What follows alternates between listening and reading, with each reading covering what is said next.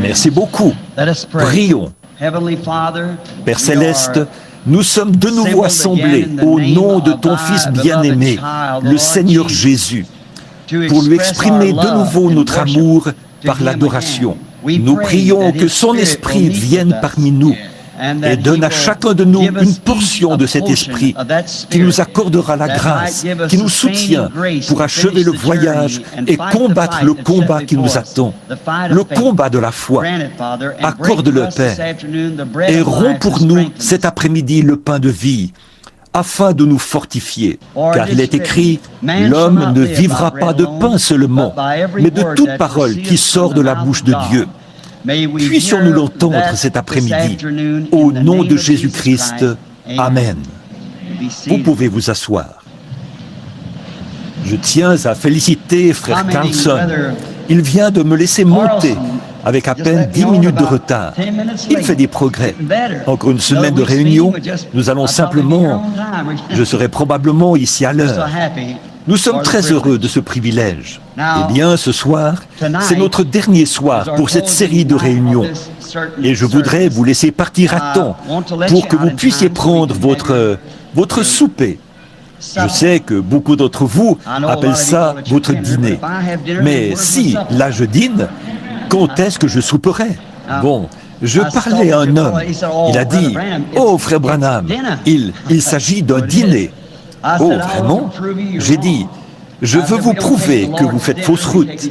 J'ai dit, nous ne prenons pas le dîner du Seigneur, nous prenons son souper. Alors nous aimons considérer cela comme celui du Seigneur, comme notre souper. Le souper du Seigneur, ce soir-là, pas le matin ni l'après-midi. C'était son souper, il l'a pris le soir. Alors, eh bien, nous voudrions revenir de bonne heure. Ainsi donc, nous ne serons pas en retard ce soir. Frère Carlson me laissera monter à l'heure exacte ce soir. La foi est une ferme assurance des choses qu'on espère. Et je ne sais pas si je peux avoir un peu assez de temps. J'essaierai peut-être de prêcher sur le compte à rebours ce soir, si le Seigneur le veut. En effet, c'est un petit message scientifique que le Seigneur m'a donné pour les derniers jours. Et je pourrais probablement prêcher sur cela ce soir, si le Seigneur le veut. Eh bien, nous avons passé des moments formidables hier soir. Je me suis avancé, j'ai dit, nous n'allons pas prier pour les malades.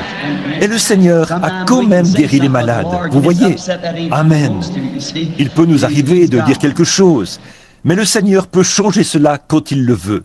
Vous voyez? Il est Dieu. Maintenant, je voudrais lire rapidement les Écritures pour un petit sujet qui, à mon avis, pourrait nous aider cet après-midi. Et donc, s'il me laisse monter à l'heure, j'essaierai de terminer à l'heure. Et ça serait vers 16h30, ce qui serait d'ici une cinquantaine de minutes. Prenons maintenant le livre des Juges, chapitre 16, et lisons les versets 27 et 28, alors que nous regardons à la parole. La maison était remplie d'hommes et de femmes. Tous les princes des Philistins étaient là. Il y avait sur le toit environ 3000 personnes. Hommes et femmes regardaient Samson jouer.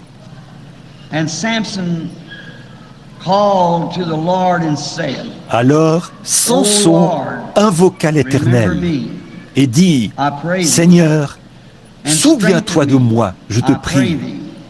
Ô Éternel, donne-moi de la force seulement cette fois, et que je puisse tirer vengeance des Philistins pour mes 2 yeux. » Prions encore.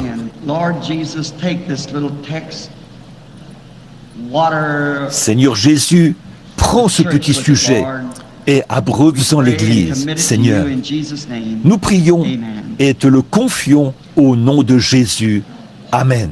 There must have been about 3,000 Philistines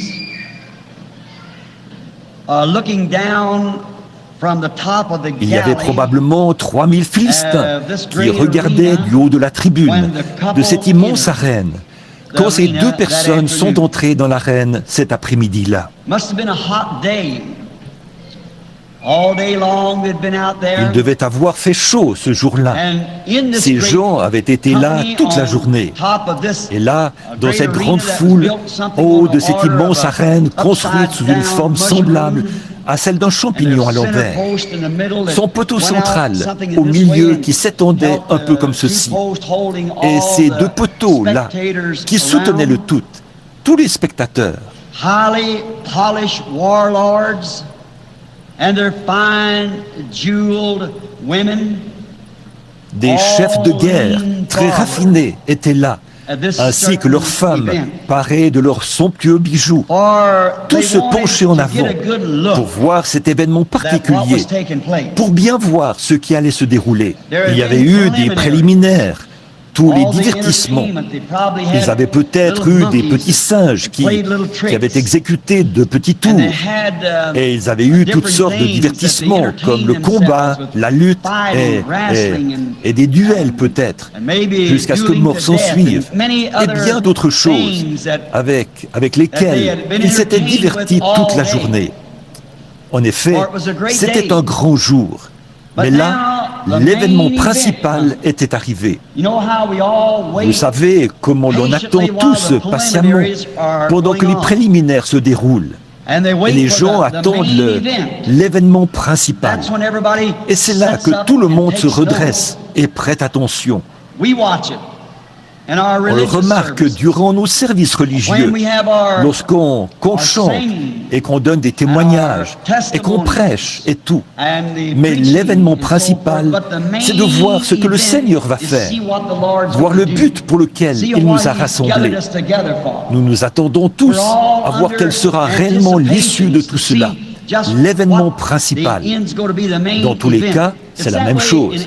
Nous sommes toujours dans l'attente de voir l'événement principal. Et ils s'étaient tous levés pour regarder devant, pour voir ce qui se passait, parce qu'on leur présentait l'événement principal. Et tout ce qu'ils ont vu, c'est un aveugle conduit par un jeune garçon. Les couloirs avaient résonné tout l'après-midi à cause de ces orgies de l'ivresse, alors qu'ils se passaient le whisky et leurs boissons fortes, leurs belles femmes peinturlurées et parées de bijoux, et ces puissants chefs de guerre, ces hauts dignitaires et tout.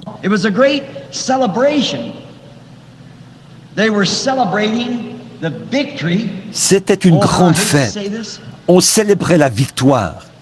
Oh, je n'aime vraiment pas dire ça. La victoire que Dagon, le dieu poisson, avait remportée sur le serviteur de Dieu.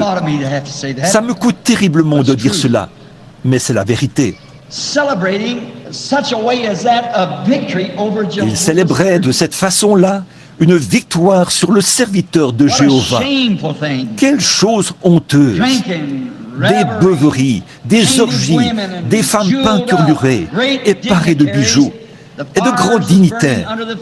Les feux brûlaient sous le dieu poisson. Quelle grande fête cela devait être!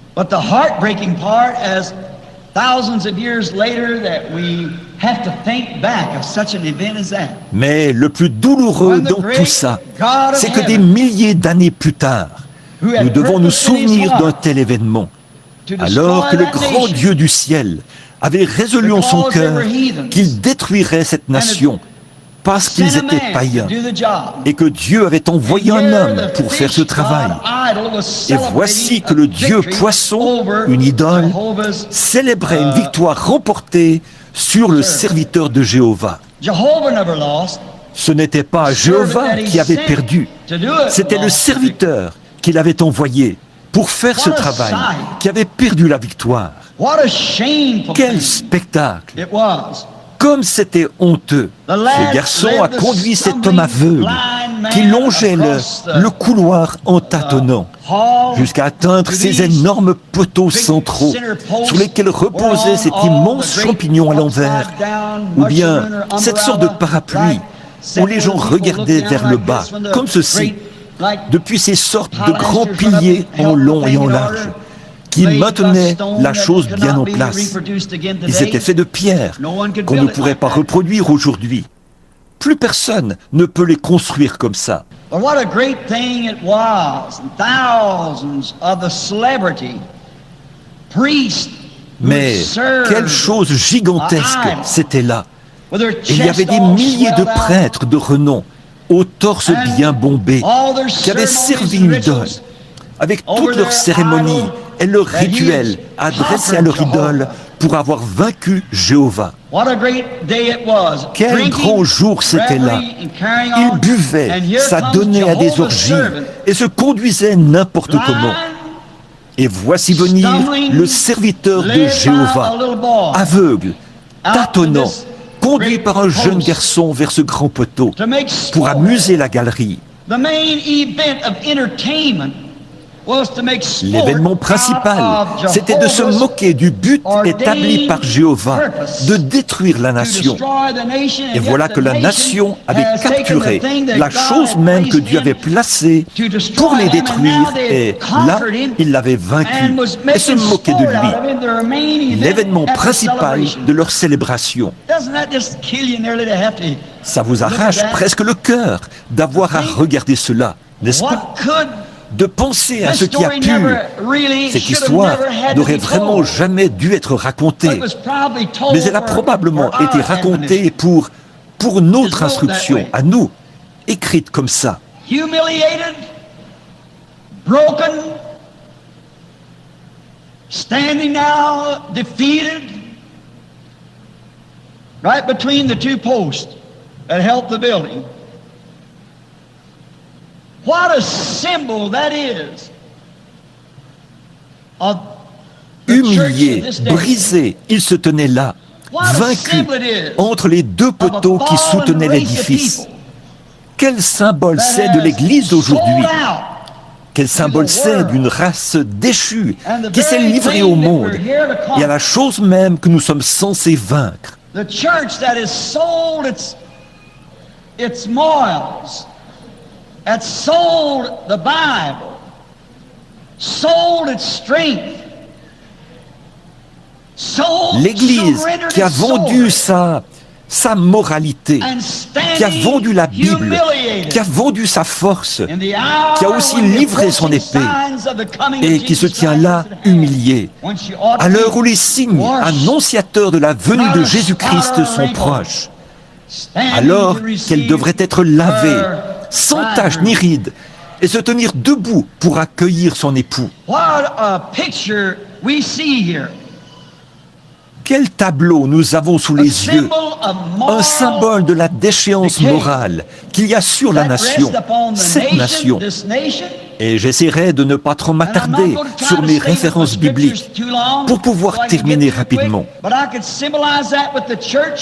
Mais je pourrais symboliser cela avec l'Église, avec la nation, avec la politique, et avec tout ce sur quoi on peut mettre la main aujourd'hui, hormis la Bible de Dieu.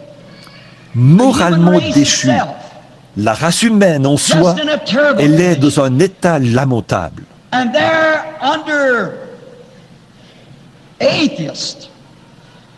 Et là, sous les regards des athées et des incroyants qui se permettent de montrer l'Église du doigt, elle qui devrait avoir le message de ce jour, et de lui demander « Qu'est-ce que tout cela signifie ?» Là, elle n'a pas de réponse. Elle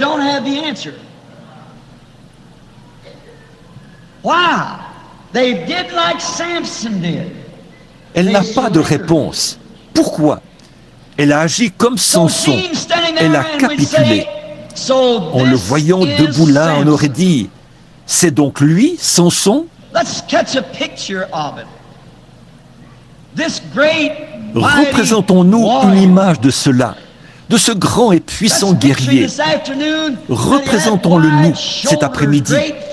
Il avait de larges épaules, une grande carrure. Et voilà ce grand gaillard qui se tient là, rendu aveugle, attaché avec de petites cordes et conduit jusqu'au milieu de la cour, humilié, brisé, vaincu. Et le grand Dieu du ciel qui regardait cela d'en haut. Et ici-bas, ces critiqueurs, des soldats ivres qui regardaient vers le bas. J'imagine que beaucoup de Philistins, alors qu'ils se tenaient là, avaient même ressenti une grosse frayeur en entendant son nom. Autrefois, Samson était un nom puissant. C'était aussi le cas du christianisme, de l'Église. Et je vais faire un parallèle entre l'Église et cette scène.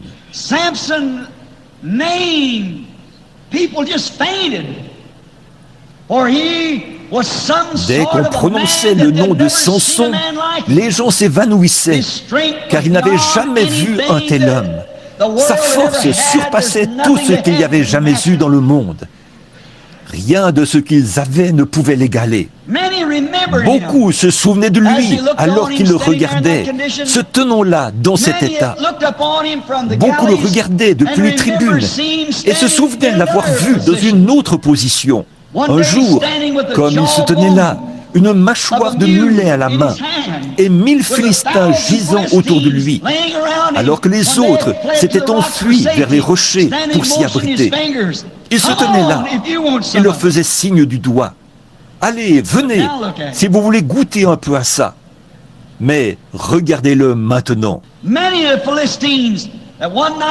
Beaucoup de Philistins, alors qu'une prostituée, un soir, l'avait incité à entrer dans la ville de Gaza.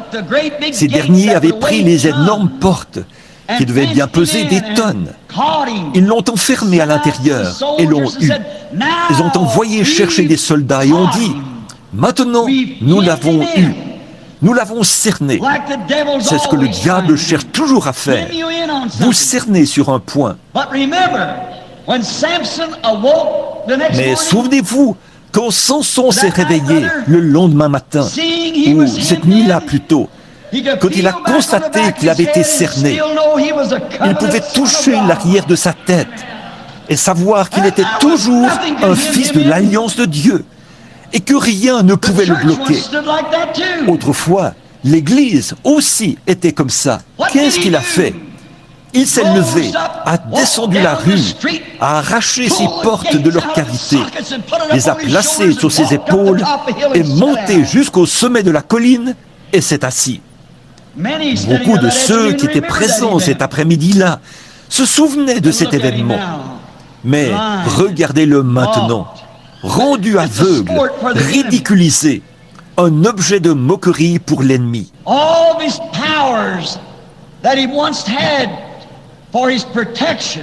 Toute la puissance qu'il avait autrefois pour sa protection, pour accomplir la mission que Dieu lui avait confiée, le but pour lequel il était né dans le monde, il en avait été dépouillé par une femme.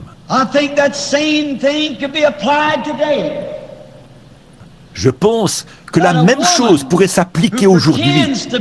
Une femme qui prétend être l'épouse de Christ et qui repose son enseignement sur une coupe remplie des impuretés de ses abominations, de ses fornications.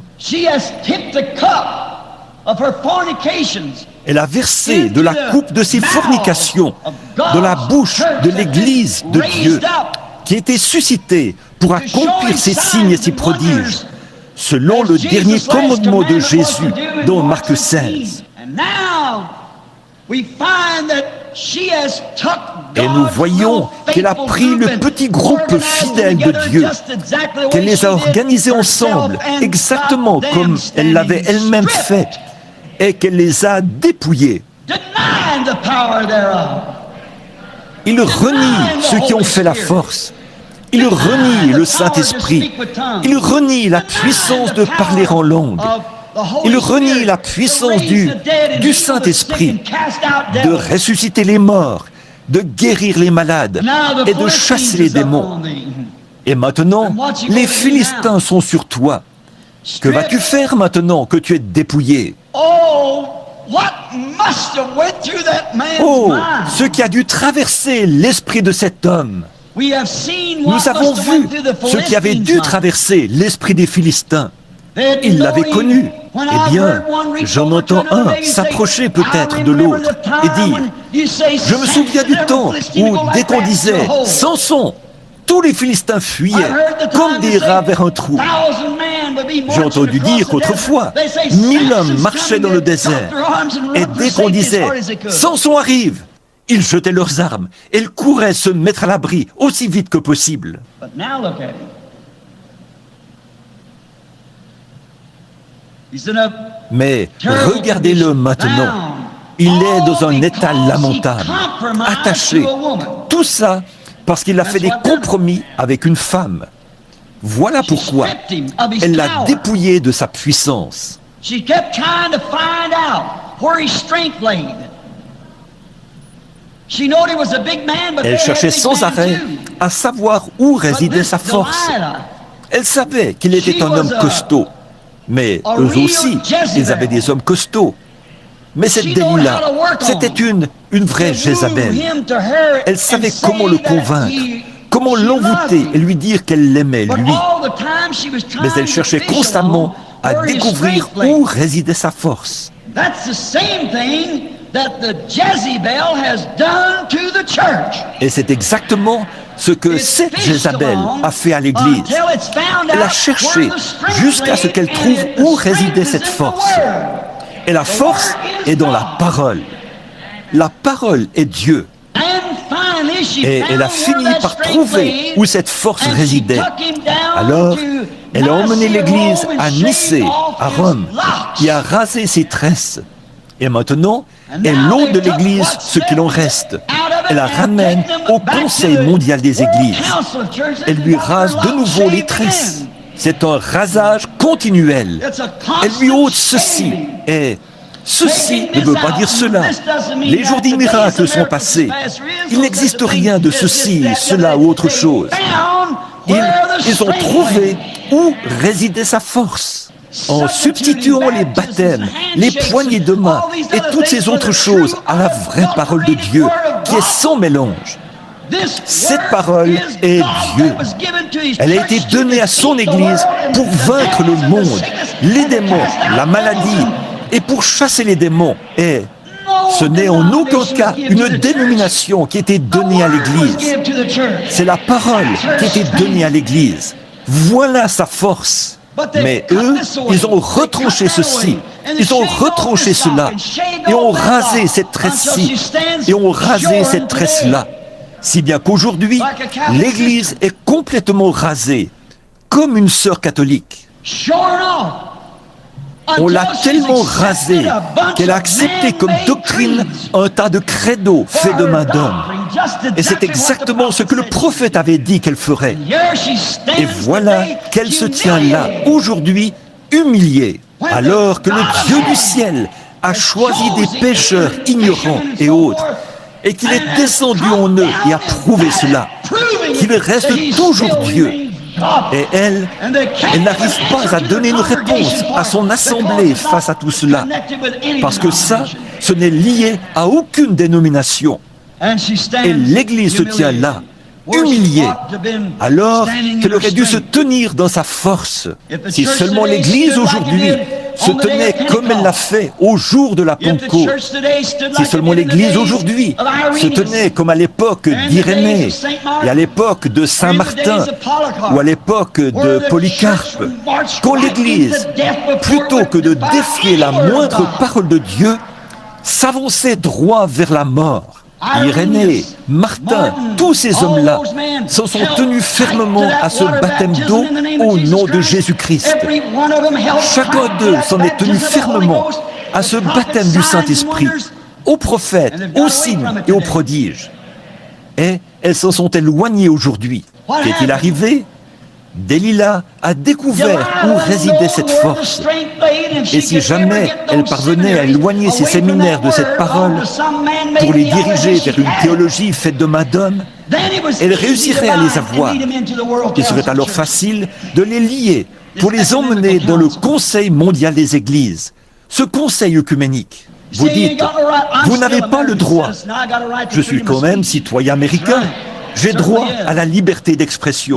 C'est vrai, certainement que je le suis.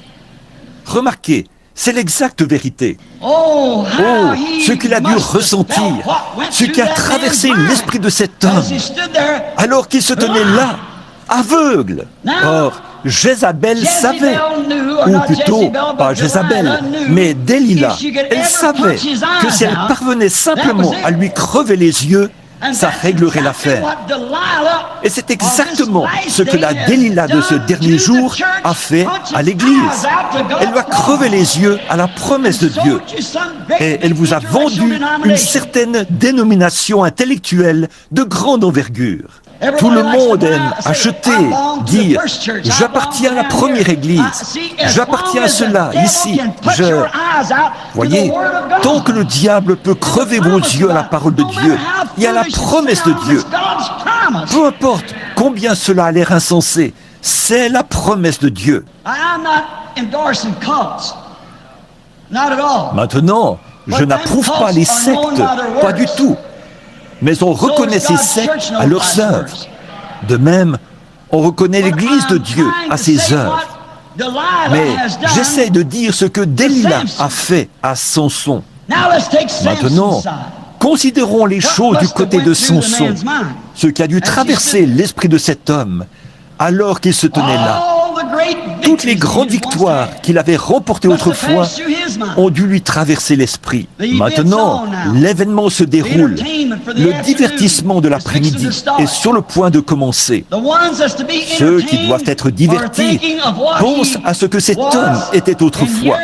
Et le voilà, se tenant là, pensant à ce qu'il avait été.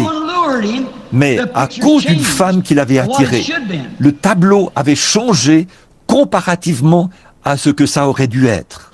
Dieu avait suscité Samson pour détruire cette nation. C'était ça le but même pour lequel il avait été suscité. Si seulement Dieu peut trouver un seul homme, voilà tout ce dont il a besoin, d'un seul homme qui peut s'abandonner entièrement à lui. Il n'a pas besoin d'une armée. Il ne s'est jamais servi de ça. Il ne se sert que d'un homme. Or, Samson avait donné sa force à Dieu pour qu'il l'utilise. Mais il ne lui avait pas donné son cœur. Il avait donné son cœur à Delilah et sa force à Dieu. Mais vous devez abandonner votre âme, votre corps, votre esprit, votre force, tout ce que vous êtes à la volonté de Dieu et devenir son prisonnier. Vous serez forcément prisonnier de quelqu'un. Vous ne vous appartenez pas. Vous êtes prisonnier de quelqu'un. Vous êtes soit prisonnier du diable, connaissant cette vérité, mais ne voulant pas vous y abandonner, soit prisonnier du monde, et vous vous abandonnez à Dieu. C'est soit l'un, soit l'autre. Vous êtes soit prisonnier du diable pour le péché, soit prisonnier de Dieu pour la justice. Vous êtes soit l'un, soit l'autre. Et là, Samson pense aux grandes victoires qu'il avait remportées. Il lui est sans doute venu à l'esprit que, lorsqu'il était un jeune garçon, Dieu l'avait confirmé et avait donné des instructions à sa mère, qu'il ne fallait pas qu'elle prenne de boissons fortes ou qu'elle devait surveiller son alimentation. Elle allait enfanter un naziréen. Et sa mère lui peignait les cheveux en lui disant « Mon fils, ces tresses sont une alliance avec Dieu. C'est là que résidera ta force. Ne divulgue jamais cela. Ne divulgue jamais ton secret. Ne le livre jamais. Quoi que tu fasses, garde-le. » Jésus-Christ a dit à l'Église, « Les cieux et la terre passeront, mais ma parole ne passera jamais. Et quiconque en retranchera une seule parole ou y ajoutera une seule parole, sa part sera retranchée du livre de vie. » L'Église devrait y réfléchir maintenant, alors que nous sommes dans ce chaos. En cette heure qui précède la venue du Seigneur Jésus d'un moment à l'autre pour un enlèvement. Ces grandes victoires auxquelles nous pouvons nous référer, celles d'autrefois, durant la Réforme, à l'époque d'Irénée et de Saint-Martin, de Patrick et de ceux qui ont protesté contre ces organisations. Et quand Luther est sorti et qu'il a protesté contre cette première organisation, l'Église catholique, le groupe qu'il avait suivi a fait marche arrière et s'est organisé après lui. Quand John Wesley est sorti de l'anglicanisme Et dès que Wesley est parti, ils se sont organisés juste après lui. Et des pentecôtistes du début sont sortis des dénominations. Ça, c'était pour vous un terme blasphématoire. Mais comme un chien qui retourne à ce qu'il a vomi, et une truie à son bourbier, vous êtes retourné directement à la chose que vous êtes censé vaincre. Vous êtes né pour vaincre cela. Alléluia. Ça me brise d'autant plus le cœur d'avoir à penser à la victoire que Dagon avait remportée sur Samson là-bas. Je vois celle que Jézabel a remportée sur l'Église. Et c'est pour ça que de toutes mes forces, et avec chaque fibre de mon corps, je m'efforce de protester contre cette chose et de rappeler cette Église à son lieu de repentance.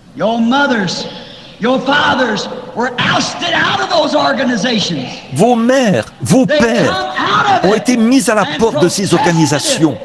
Ils en sont sortis et ont protesté contre elles. Et voici que leurs enfants ont fait demi-tour et sont retournés à la chose d'où ces derniers étaient sortis. Voilà bien le portrait de Samson, de ce que Delilah a fait. Nous devrions vraiment laisser les pensées de ces grandes victoires traverser notre esprit. Je n'ai pas le temps d'aborder tout ça si je veux tenir ma parole envers vous. Et Dieu l'avait suscité dans ce but.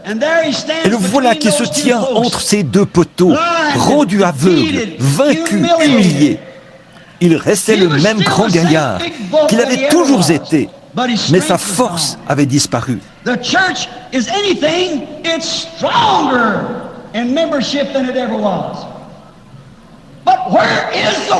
L'Église est tout en termes d'adhésion, elle est plus forte que jamais. Mais où est la parole, la force manifestée? Elle vous a été ôtée par vos organisations qui rasent la puissance. Il avait manqué à ses engagements vers Dieu. Non seulement avait-il manqué à ses engagements vers Dieu, mais il avait manqué à ses engagements envers son propre peuple. Il était un fiasco complet. Dieu l'avait suscité pour qu'il détruise la nation même dont il était maintenant le prisonnier. Et voici la dernière organisation de l'Église, la Pentecôte. Cet après-midi, elle est tout aussi vaincue que l'était Samson. Peut-être ne le croirez-vous pas, mais si vous voulez bien ouvrir votre esprit à la parole, vous verrez que c'est la vérité. On lui faisait faire des tours pour divertir.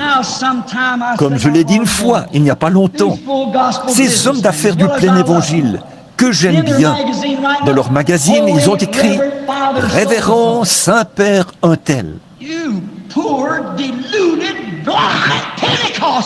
Pauvres pentecôtistes, illusionnés et aveugles, qu'est-ce qui ne va pas chez vous? Ne savez-vous pas que notre Sauveur a dit « N'appelez personne sur cette terre Père ». Vous ne vous rendez donc pas compte que le diable ne fait que prendre ici quelqu'un qui était mis à la porte de l'une de ces organisations pour vous réduire à n'être qu'un objet de risée? Elles ne vont pas entrer. Ne laissez personne vous dire qu'elles entreront. Qu'est-ce qui ne va pas chez cette église illusionnée? Le monde lui a crevé les yeux. Ne savez-vous pas que Jésus a dit que cela arriverait? Et quand la Vierge endormie est venue acheter de l'huile, elle ne l'a jamais obtenue. Voilà la Vierge endormie. Les luthériens, les méthodistes, les presbytériens, ils ne l'obtiennent pas. Ils ont beau parler en langue et sauter, mais ça ne veut rien dire du tout. J'ai vu des païens faire la même chose et des adorateurs du diable parler en langue, sauter, chanter et pousser des cris, boire du sang dans un crâne humain, invoquer le diable et parler en langue. N'allez pas vous appuyer sur des sensations. C'est la parole de Dieu qui ne passe point. La voici vaincue, tout autant que Samson l'avait été. Elle est en train de faire des tours à présent. Satan se lève et se moque d'eux. Il dit, regardez, ils prétendent croire la Bible. Regardez, il dit à tous les anges du ciel, regardez, regardez. Oui, ce sont des croyants de la Bible, chacun d'eux. Regardez-les se rassembler. Je vais tous les jeter là, chacun d'eux. Exactement. Il va les amener jusqu'à ce point. C'est exactement ce que dit l'Écriture. Il faut qu'ils le fassent. Les voilà, vaincus. Delilah. Ils ont les yeux crevés, si bien qu'ils ne peuvent pas voir la vérité. Jésus a dit aux pharisiens, « Vous avez des yeux et vous ne voyez pas. Vous avez des oreilles et vous n'entendez pas. » Pourquoi? Il a dit, en effet, Ésaïe a dit cela. Il s'est reporté à la parole, au prophète. Dieu lui-même, Jésus-Christ, s'est reporté à la parole de son prophète. Et aujourd'hui, le Saint-Esprit réveille votre mémoire. Emportés, enflés d'orgueil, aimant le plaisir plus que Dieu. Les femmes, maquillées, portant des shorts, se comportant comme le monde, se coupant les cheveux et faisant tout cela, ayant l'apparence de la piété, mais reniant ceux qui ont fait la force. Eh bien, vos propres œuvres démontrent que vous ne croyez pas. Le Saint-Esprit, dans la parole, se reporte de nouveau à la parole. Oh, vous dites, je l'ai reçu. Quand vous prenez un médicament pour une maladie, s'il ne fait pas effet, vous feriez mieux de changer votre médicament. Vous mourrez dans vos péchés. La nation, le but même, la chose même pour laquelle ils ont été suscités, celle qu'ils devaient détruire. Samson en est maintenant victime. C'est pareil avec l'Église. Elle avait été suscitée pour faire honte au système des dénominations et à la mondanité dans les dénominations. Et vous, vous êtes entrés directement dans la dénomination. Et en faisant cela, vous ne pouvez pas suivre les Écritures. Chacune d'elles a une conception différente. Vous avez alors perdu votre force. Ce démon d'aveuglement, il a laissé les charmes d'une femme le détourner de la parole de Dieu. Maintenant vous dites, frère Branham, il ne s'agissait pas de cela. Oui, il s'agissait bien de la parole de Dieu. Delilah a détourné Samson de la parole de la promesse. De même, la Jézabel d'aujourd'hui a détourné l'Église. Elle a attiré pour l'éloigner de la parole de la promesse. La sainte Bible de Dieu. Oh, c'est la même chose. C'est exactement la même chose. Qu'ont-ils fait? Ils ont donné accès à Jézabel. C'est ce qui est dit dans Apocalypse 17. Apocalypse chapitre 17. L'Église catholique est représentée là. Et elle vous confirme qu'il s'agit bien d'elle. Leur propre livre le dit. Ils ne se jettent pas. Combien parmi vous ont déjà lu leurs propres écrits? Vous savez que c'est vrai. Ils disent que l'Église catholique est représentée là. C'est vrai. Et souvenez-vous, elle était la mère des prostituées. Elle était une prostituée et la mère des prostituées.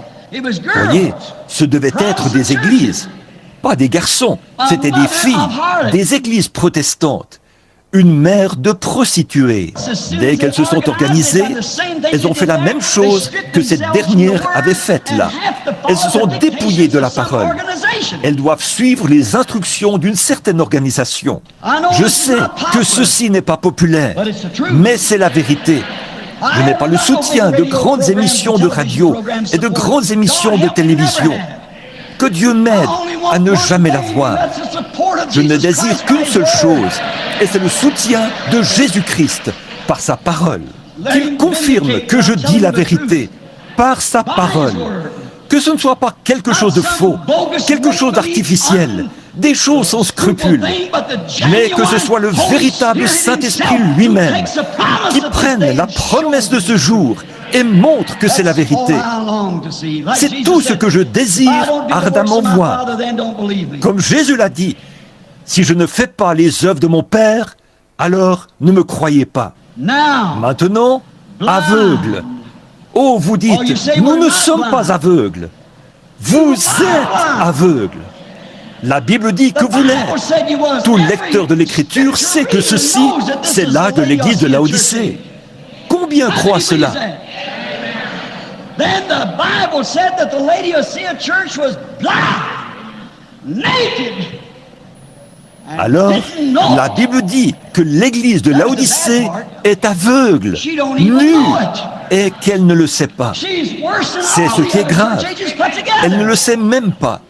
Elle est pire que tous les autres âges de l'Église réunis. Le bœuf connaît la crèche de son maître, ou l'étable, et la mule connaît sa crèche. Et il a dit, mon peuple ne connaît rien. Aveugle, spirituellement aveugle. Aveugle à quoi? À la parole de Dieu. Tout aussi aveugle qu'ils peuvent l'être. Ils ne veulent pas voir cela. Et si vous leur dites ces choses, ils répondent, « Oh oui, je compte bien le faire. » Mais pas un seul d'entre eux ne le fait. Ils ne peuvent pas le faire et garder leur association dans une organisation. Automatiquement, ils se feront virer. La voilà. Delilah lui a rasé les tresses. Maintenant, il a les cheveux coupés. Comme les femmes qui sont là-dedans, c'est la même chose. Maintenant, regardez-les, vaincus, tout comme elles l'étaient autrefois.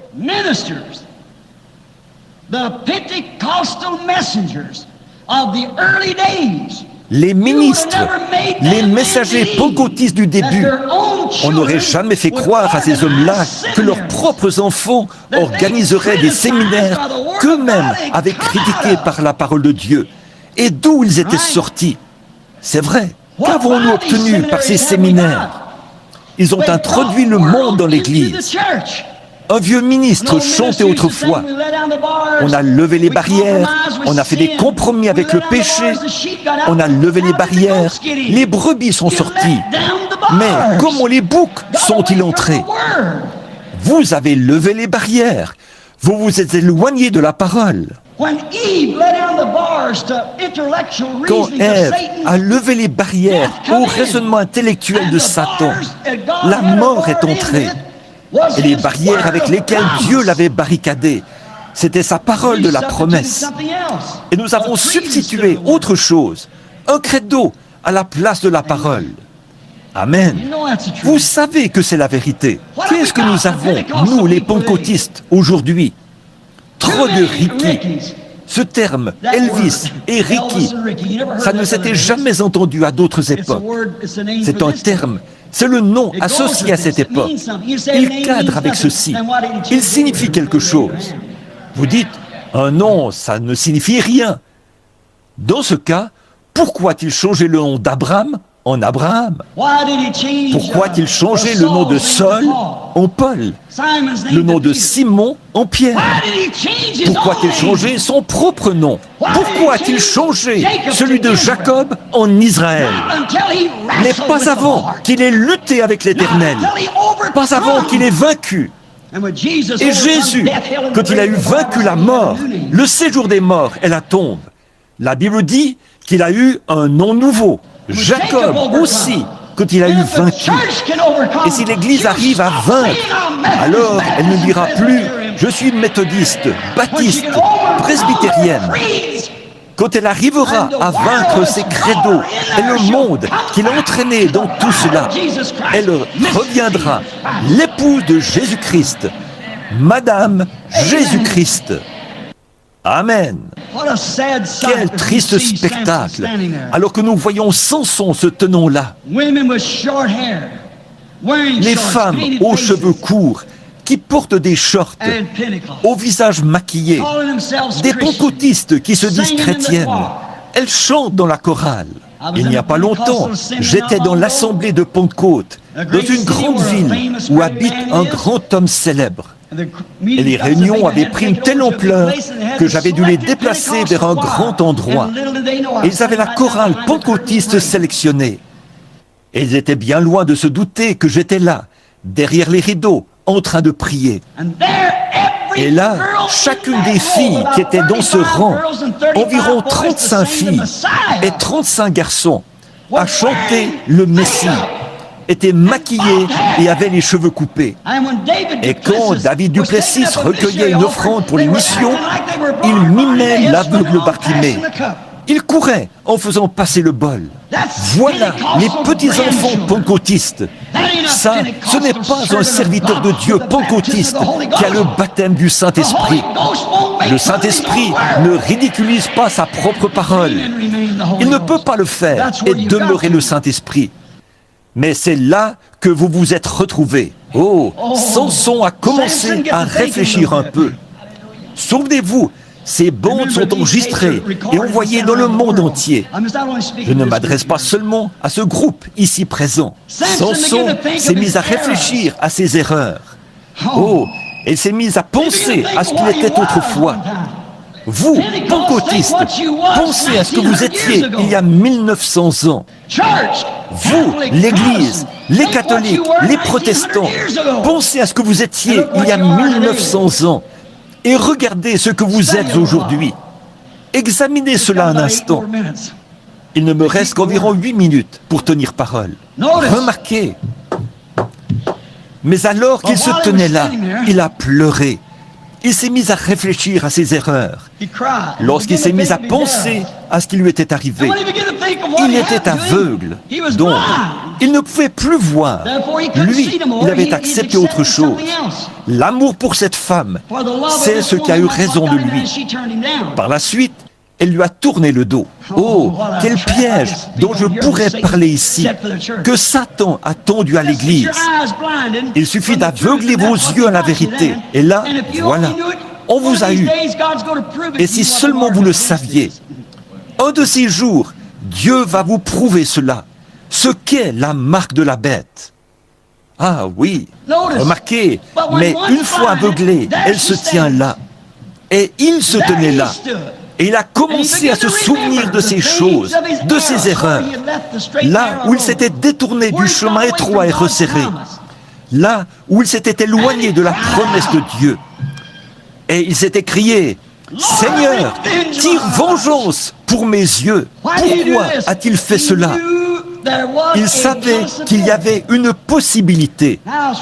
Maintenant, c'est là que je veux que vous écoutiez. Samson a dû penser à toutes les fois où il s'était écarté du sentier. C'est là qu'il a pris conscience de cela. Mais c'était trop tard. Il a pris conscience de cela. Les fois où il s'était écarté du sentier. Et il s'est dit, il doit y avoir une possibilité que Dieu réponde. Il savait que s'il pouvait se repentir et amener Dieu à voir qu'il regrettait son erreur, il y avait une possibilité que Dieu accomplisse quand même sa promesse. Dieu le fera. Il va le faire. C'est pareil maintenant. Dieu aura cette Église. Ne vous en faites pas. Elle sera là. Le Saint-Esprit agira tellement dans l'Église que l'Église et Christ seront le même esprit. Luther s'est tenu au pied avec la justification. Wesley s'est tenu aux pulsations de l'amour avec la sanctification. Mais ceci s'est élevé jusqu'à la tête maintenant. Vous voyez, c'est au-delà de tout ça. Elle en a fait une dénomination. Et le vigneron est venu émonder la vigne. Ils sont morts. Ils ne sont plus jamais revenus. Ils ne reviendront plus jamais. Mais là, il y a toujours une semence de vie qui avance. Mais remarquez, Samson s'était dit qu'il devait y avoir une possibilité. Il l'avait saisie. Mais ce qui est triste aujourd'hui, c'est que l'Église ne saisit pas cela. Les gens ne se rendent pas compte qu'un réveil est possible. Ils ne se rendent pas compte de cette possibilité. Ils n'ont pas encore saisi la vision. Ils restent simplement immobiles. Oh, ils disent, eh bien, frère Branham, que faites-vous? Oh, je sais que vous tapez des mains, que vous avez de très grands rassemblements, et que le clinquant du monde vous fait briller de 1000 feux. Il vous faut fréquenter les endroits les plus grands. Il vous faut absolument avoir les meilleurs divertissements. Il vous faut faire ceci, cela ou autre chose. Il faut que votre pasteur soit un érudit de séminaire, avec un doctorat. Sinon, vous ne pouvez pas dire à vos voisins là que votre pasteur est un petit gars sauvé, sorti d'un champ de maïs là-bas. Il est notre pasteur et le docteur en droit un tel. Pour moi, ça veut simplement dire qu'il est plus éloigné de Dieu. C'est tout. Plus éloigné, car l'intellect l'éloigne toujours. Oh, vous brillez par votre savoir. Et une autre chose, au sujet d'une bonne partie de cette évangélisation moderne d'aujourd'hui, tout le mouvement pentecôtiste et les autres, et tout ça, c'est tout un spectacle hollywoodien. Oui, certainement que vous en brillez, comme les clinquants de la reine de Dagon, le dieu poisson. Mais ce clinquant, ce savoir et cette mise en scène intellectuelle qui brille de mille feux permettent au public de voir n'importe quelle défaite, et ainsi de suite. Toutes ces choses-là, ces conceptions intellectuelles de l'Évangile et tout ça, n'amènent pas la puissance de Dieu qui fait que les femmes cessent d'avoir les cheveux coupés et que les hommes se comportent comme ils le devraient, qu'ils prennent leur place dans le foyer et qu'ils élèvent leurs enfants comme ils devraient le faire. Ces choses n'amènent pas l'Esprit de Dieu. Samson se tenait là, tout aussi costaud que jamais. Et l'Église est plus importante en termes de membres qu'elle ne l'était il y a 40 ans. Mais où est l'Esprit de Dieu? Oh là là! Où est l'Esprit de Dieu dans tout ça? Je vois l'Esprit de Hollywood, je vois l'Esprit du monde, je vois l'esprit de tape à l'œil. Ça entre par une oreille et ça sort par l'autre. Je prêche contre ces choses depuis 15 ans, mais ça se dégrade toujours plus. Je le vois bien et je vois l'esprit qui est là. Mais où est l'Esprit de Dieu qui peut saisir Dieu, qui peut reconnaître la parole elle-même quand elle est manifestée, qui peut reconnaître la vérité? Seul l'Esprit de Dieu peut faire cela. C'est vrai, vous pouvez bien accepter l'éclat, le raffinement, les mises en scène. Le physique de Samson était toujours aussi imposant, mais sa force lui avait été enlevée. L'Église, la Pentecôte d'aujourd'hui se tient là. Il y a 3 ans, je crois, le journal de l'Église catholique, le visiteur du dimanche, a déclaré qu'il faisait 1 million de conversions à la religion catholique en une année. Mais que l'Église pentecôtiste en faisait plus que ça. 1 500 000. Eh bien, qu'avez-vous obtenu en faisant cela? J'aimerais mieux en faire 5 qui pourraient abandonner leur vie à Christ. Il peut accomplir plus de choses avec 5 hommes ou un seul homme qui s'abandonne qu'il ne le pourrait avec 40 millions là, qui sont dehors. Que signifie membre? Ça veut tout simplement dire autre chose, que vous êtes aveuglés et que vous donnez encore plus de force à la prostituée. C'est vrai. Remarquez, l'Église, aujourd'hui, n'est pas disposée à payer le prix. Samson a fait le genre de prière qu'il fallait. Seigneur, que je meure avec cet ennemi. Oh là là, voilà, vous ne voulez pas mourir à votre orgueil.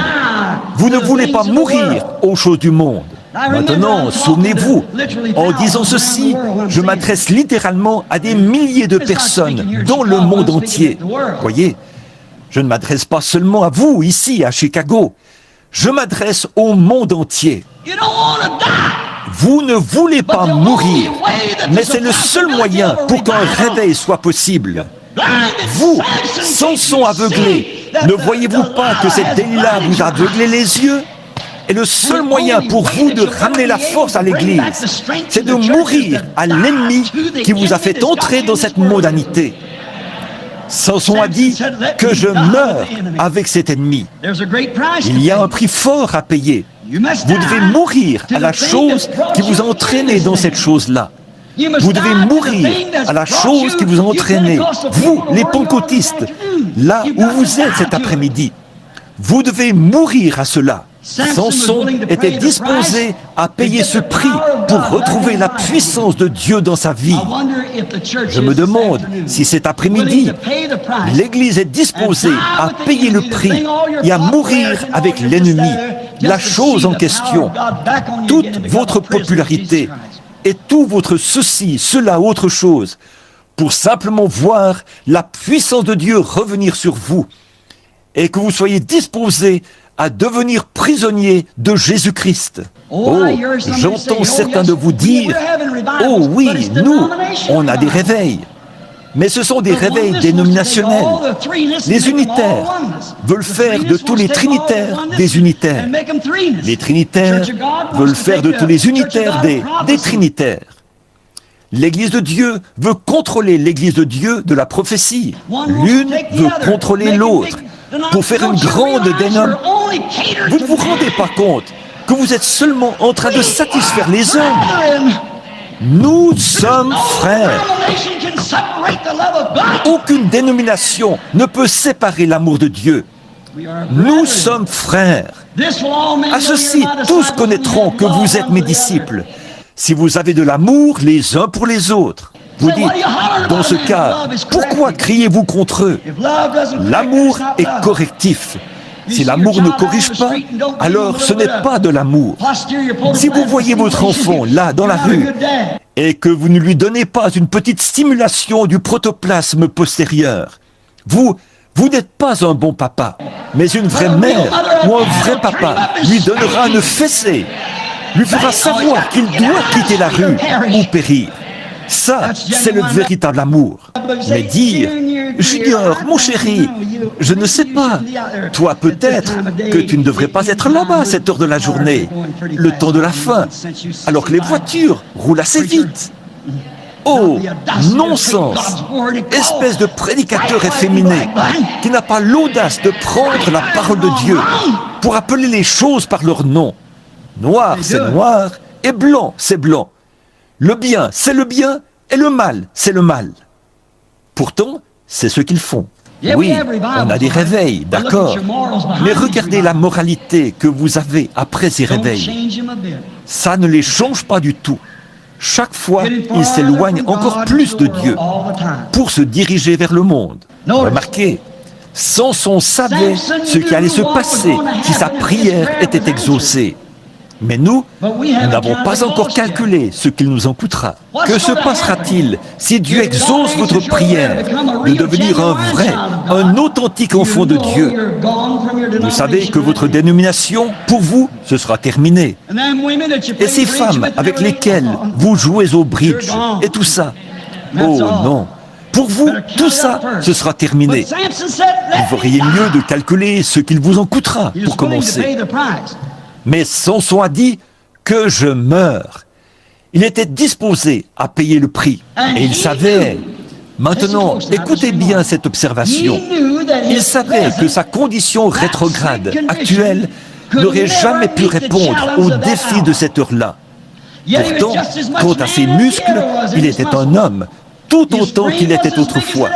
Sa carrure était tout aussi imposante que jamais. Ses muscles étaient tout aussi gros qu'ils l'étaient autrefois. À n'importe quel moment, il pouvait gonfler les muscles de ses bras. Ils étaient probablement plus gros qu'avant, parce qu'il avait broyé le fait de plus dur labeur. On a de meilleures églises, de meilleurs bâtiments, et tout ça. Mais où est notre force d'un point de vue spirituel? Oh, on pourrait faire un vote dans la nation. Bien sûr, on pourrait faire ces choses, mais ce n'est pas de ça que je parle. Je parle de la présence de Dieu reconnue parmi nous. Voilà ce qui devrait être notre raison de vivre. Il savait que son état de rétrograde ne pouvait pas répondre aux défis de cette heure-là. L'Église aussi est consciente de cela maintenant. On ne peut pas y arriver dans cette condition. Vous ne pouvez pas y arriver. La dénomination ne peut pas confirmer la parole. Elle nie la parole. La dénomination en soi nie la parole dès lors qu'elle devient une dénomination. C'est cette chose-là elle-même qui, dès le départ, vous fait complètement passer de l'autre côté. Elle nie la parole. Tout le temps, il ne me reste qu'une ou deux petites minutes.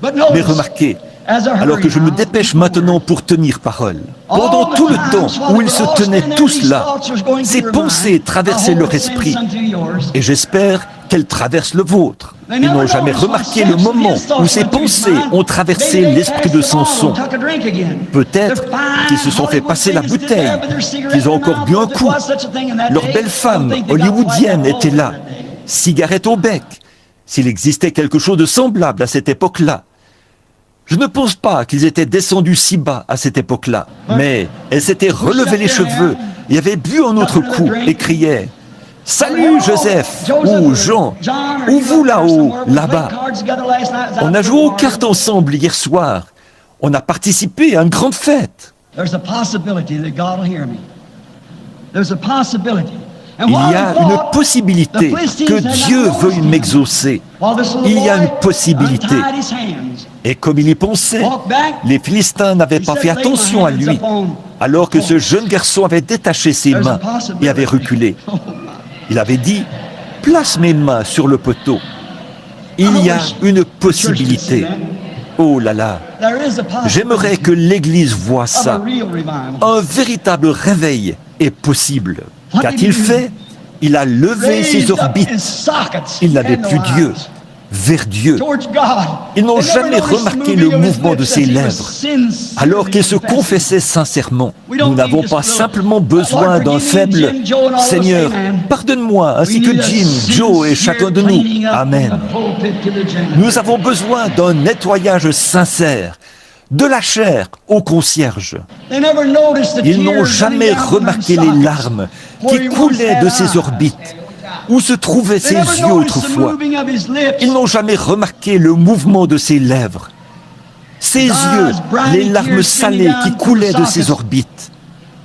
Ils voulaient que Dieu confirme une fois encore sa parole, pour prouver, comme je le dis à cette Delilah d'aujourd'hui, ou plutôt à ce Samson, Jésus-Christ est le même hier, aujourd'hui et éternellement. Une fois encore, pensait-il, ça arrivera. Pas une nouvelle dénomination, pas une nouvelle branche sectaire, mais une parole confirmée de toi, ô Dieu. Tu es toujours Dieu, je le sais. Je suis aveugle. Je me suis écarté du droit chemin. Je ne suis pas digne de vivre. Que je meure avec cet ennemi.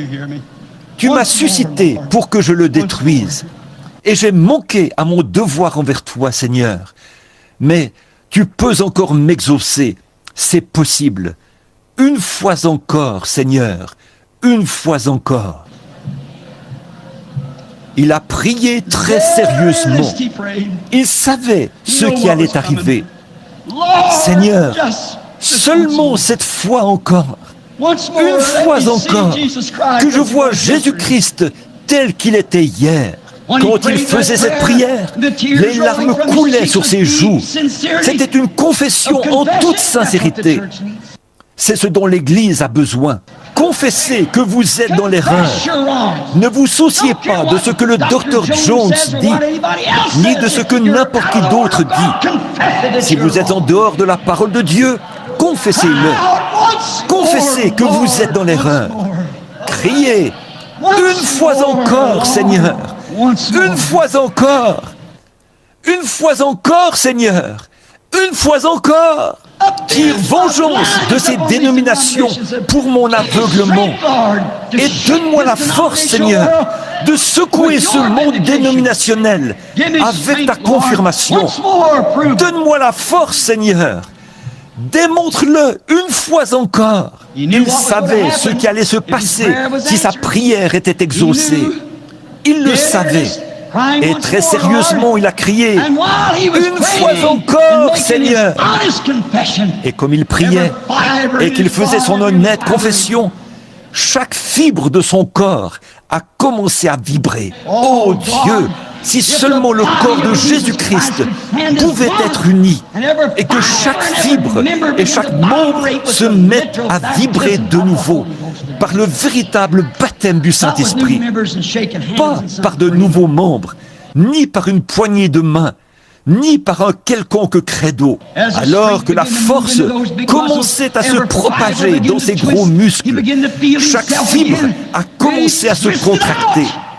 Il a commencé à se sentir revivre et il a pivoté. Et à ce moment-là, le grand mur est tombé. Tout ce que nous devons faire aujourd'hui pour voir ces murs dénominationnels tomber, c'est de devenir profondément sincères devant Dieu pour guérir ces yeux aveuglés qui ont été rendus aveugles à la parole de Dieu. Ce fut la plus grande victoire que Samson ait jamais remportée sur chaque ennemi qui avait été suscité pour détruire. Parce qu'il était disposé à confesser, premièrement. Oh, vous, de la Pentecôte, tenez-vous-en à votre poste cet après-midi, à votre poste du devoir envers la parole de Dieu.